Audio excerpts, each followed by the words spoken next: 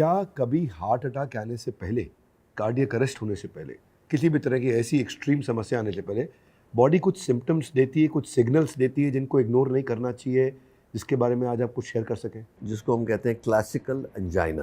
Classical angina वो होता है कि आप, और उसका मैकेनिज्म आपको जल्दी समझा दूं मैं, कि आपकी हार्ट की नली जो है जिससे ब्लड पहुंचना है, जिससे ऑक्सीजन पहुंचती है हार्ट मसल को, उसमें ब्लॉकेज आ गया।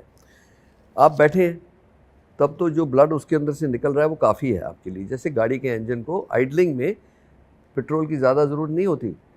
अगर जो उसकी जो पाइप है, पेट्रोल की पाइप बंद हो जाए आधी, जब आप एक्सेलरेट करोगे तब गाड़ी स्टॉल करेगी। वही हार्ट का हाल है कि आपको रेस्ट में तो पता नहीं लग रहा, जब आप एक्सरसाइज करोगे या तेज़ चलोगे तब आपको चेस्ट पेन होगा, और जब आप रुक जाओगे तो डिमांड कम होएगी तो फिर ठीक हो जाएगा।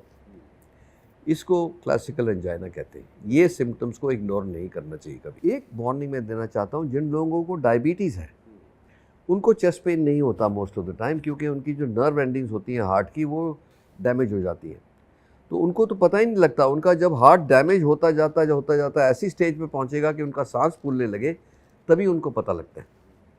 तो इसीलिए हमें ये ध्यान रखना है कि अगर जो आपको सांस फूले या चेस्ट पेन हो कोई एक्टिविटी करने से, और अगर जो उसको रोकने से एक्टिविटी को वो पेन चली जाए या शॉर्टनेस ऑफ ब्रेथ ठीक हो जाए, तो इमीडिएटली अपना चेकअप कराना चाहिए। So now let me put it in one सक्षम में बताऊं आपको। अगर जो आपकी जेनेटिक हिस्ट्री है हार्ट डिजीज़ की या डायबिटीज़ की, तो आपको 25 साल की उम्र से पहले अपना पूरा चेकअप करा लेना चाहिए, जिससे पता लग जाए कि ये आज के दिन हम प्रेडिक्ट कर सकते हैं कि किसको हार्ट अटैक होगा, किसको नहीं होगा।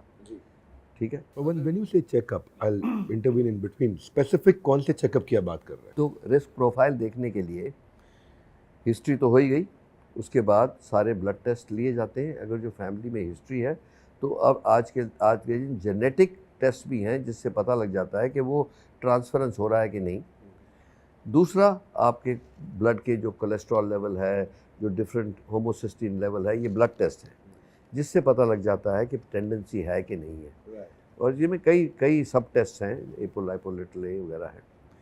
उसके साथ साथ स्ट्रेस टेस्ट करते हैं, देखने के लिए कि जब आप एक्सरसाइज करते हो तो आपका हार्ट कैसे बिहेव करता है। उसमें पता लग जाता है कि कई लोगों को इरेगुलर हार्ट बीट आनी शुरू हो जाती है, वो सब उसी टाइम डिटेक्ट हो जाता है। एको करते हैं देखने के लिए कि कोई डिफेक्ट तो नहीं था इनबॉर्न जो अभी, और यहाँ कोई नई वाल्व डिजीज़ तो नहीं आ रही जिसका पता नहीं है आपको। तो ये चीज़ें करने से एक कंप्लीट चेकअप हो जाता है, और चेस्ट एक्सरे करने से पता लग जाता है कि लंग्स में कोई प्रॉब्लम है कि नहीं। So this is the preventive checkup.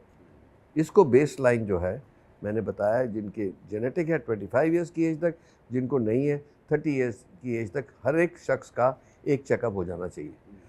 मैं आपको बताऊं, लोगों को पता ही नहीं कि उनको ब्लड प्रेशर है, जब सालों साल उनको पता नहीं लगता।